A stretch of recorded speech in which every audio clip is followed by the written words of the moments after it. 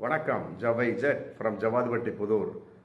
அதாவது ராமநாதபுரத்தில் எடப்பாடி அதிமுக பேசியிருக்கார். அதாவது சிறுபான்மை மக்களுக்கு பாதுகாப்பு கொடுக்கும் ஒரே இயக்கம், ஒரே அரசு அதிமுக அரசு தானா.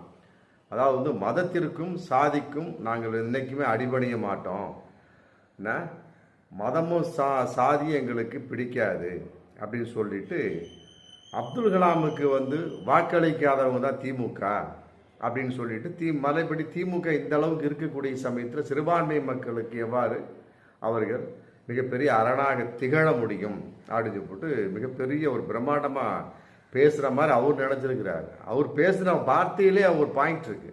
அதாவது அப்துல் கலாம் இருந்த சமயத்தில் அவருக்கு வாக்களிக்காத ஒரு கட்சி திமுக அப்படிங்கிறாரு. ரைட், இவர் பாஜகவோட கூட்டணி இருக்கிறார், எப்படி சிறுபான்மை மக்களை காப்பாற்ற முடியும்? புரியுதுங்களா? அருமையான பாயிண்ட். அதாவது நுணலும் தன் வாயால் கெடும் அப்படிங்கிற மாதிரி எடப்பாடி தான் வாயிலே பாயிண்ட்டை கொடுத்து பாயிண்ட்டை மாற்றிக்கிறார். வேறு ஒரு தனிப்பட்ட முறையில் வேறு விதமான கட்சிகளோட கூட்டணி வச்சுக்கிட்டு பாஜக இல்லாத கூட்டணியில் அதிமுக இருந்தது அப்படின்னா அதில் ஒரு நியாயம் இருக்கு.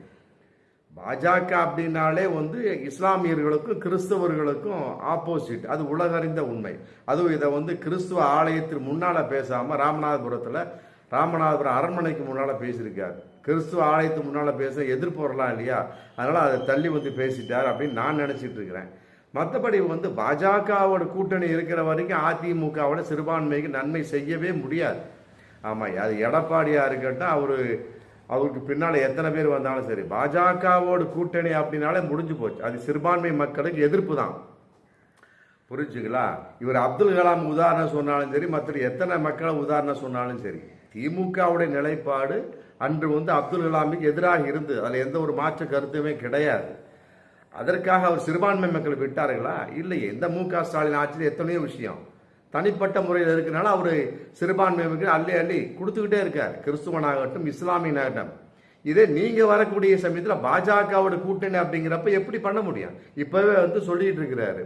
ஆமா, அதிமுக பாஜக கூட்டணியாக வேணுமா, நான் எங்களுடைய கூட்டணி ஆட்சி தான் நடக்கும்னு சொல்லிட்டு அமித்ஷா சொல்றாரு, தமிழிசை சொல்றாங்க. இந்த மோடி அவரும் போயிட்டாரு என்று சொல்லல. என்ன, உங்களுக்கே ஒரு மதிப்பு இல்லை. எடப்பாடியே திருச்சியில தான் பார்த்தாரு. உங்களுக்கே மதிப்பில்லை அப்படிங்கிறப்ப சிறுபான்மை மக்களுக்கு நீங்க எப்படி செய்ய முடியும்?